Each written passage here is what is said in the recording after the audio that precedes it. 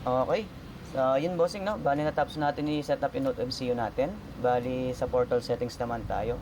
Kailangan natin i-edit yung config.js. Nga pala bossing, kailangan natin ng editor syempre.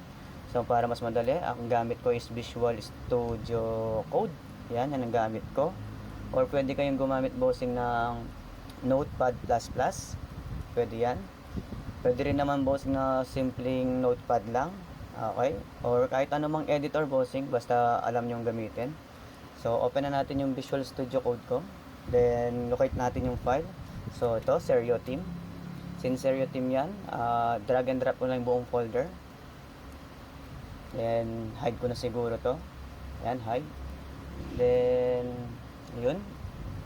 So, ang kailangan natin bossing is i-locate natin yung config.js. Para ma-locate yun, punta tayo dito sa left side, hotspot, assets, js, then config.js po. So mapapansin nyo bossing, maraming code dyan. True or false lang naman yan. Itong multi-bendo, since single bendo lang tayo, gawin ko lang false. Then, okay. Then, scroll down tayo bossing. Itong login option, sa Node MCU natin, di ko naman to ginalaw. So, gawin lang natin 0 to. Pwede namang galawin niya, pwede namang ibahin. So, 0 lang yung ginagawa ko talaga. So, sa vendor IP address, ito yung pinaka-importante bossing. Yan. So, since nag-static tayo sa Node MCU natin, lagyan nyo lang dito yung Node MCU static. So, which is 10.0.0.5. Then, checking other option. True. So, okay lang yan. Huwag natin galawin muna. Pwede nyo i-explore yan bossing. Then, itong mga other option na yun, sa susunod natin i-explain. So, save ko lang to bossing, no? Okay, save. Then, balik tayo sa MikroTik. So, sa files bossing, yan, kung napansin nyo, wala siyang hotspot file. Okay, so puntahan ko lang yung files ko bossing, locate natin yung hotspot. Yan, yung hotspot folder. Yan po yung drag and drop natin dito. So, okay, uploading na po. Okay, since na-upload na yan bossing, next step naman natin siguro is yung ano ba yun? Ayun, on login and on logout. Yan. Yung redeem profile siguro, tsaka na natin to. Yan, tanggalin ko muna to. Tsaka sa separate video ko na yon. So, on login, on logout muna tayo. Sa HS file path, papalitan natin yung hotspot, 2 flash hotspot. Kung ang gamit nyo po is hex, pero kung gamit nyo naman po is half-light lang, so leave it hotspot lang. So ito po, SSG on login po or on login script. Since since half-light lang gamit ko, yan hotspot lang po nakalagay. Pero kung hex naman po yung gamit nyo, lagyan nyo lang po ng flash dito. Yan, flash then backslash hotspot. So save lang po natin yan bossing. Hotspot lang kasi gamit ko, so save ko na yung hotspot.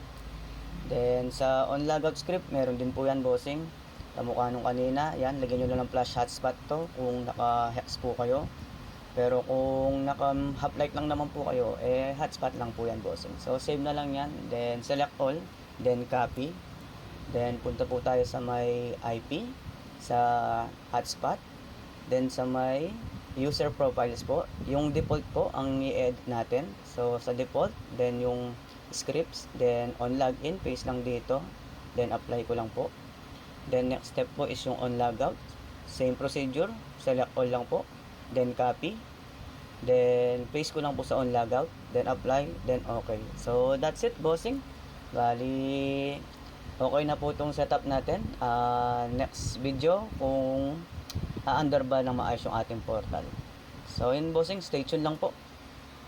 Okay, ayun bossing, no? Since natapos na po natin yung pag-setup sa ating MikroTik at Node MCU, pati na rin sa portal, at check na po natin yung ating ginawa. So, 1.5 hotspot po.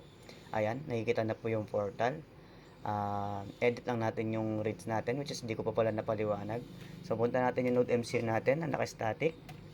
Then, admin. Then, password, admin lang din po. Okay, so punta na po tayo sa sa promo rates po. Then sa promo rates po, rate name 1 peso, 1 minute, price 1, minutes 1. Then sa user profile po, yan user profile, optional, it overrides the default profile, setting system config. So since na default lang po yung nilagay natin, hindi tayo nag-create ng panibagong user profile, leave it blank lang po natin yan bossing, no? So, ayan bossing, kayo na po mag-edit dito kung anong rates ang gusto nyong mangyari. So, since ano lang to, pang test, save ko na po. Okay, bossing. Balik tayo sa portal, bossing.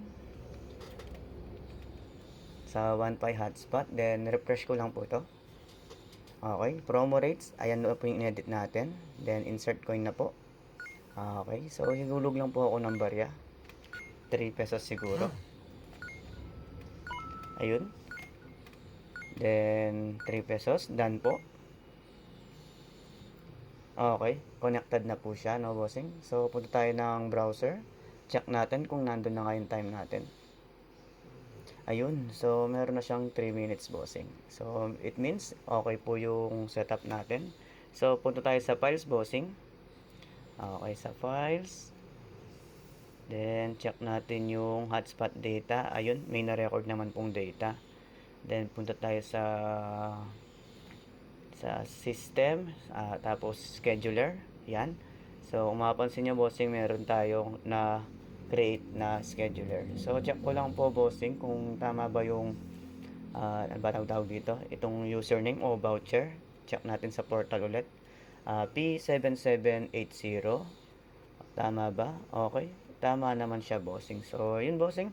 Working po yung setup na ginawa natin. So, kung nasundan nyo po lahat ng step ko, for sure, working na din po yung setup nyo.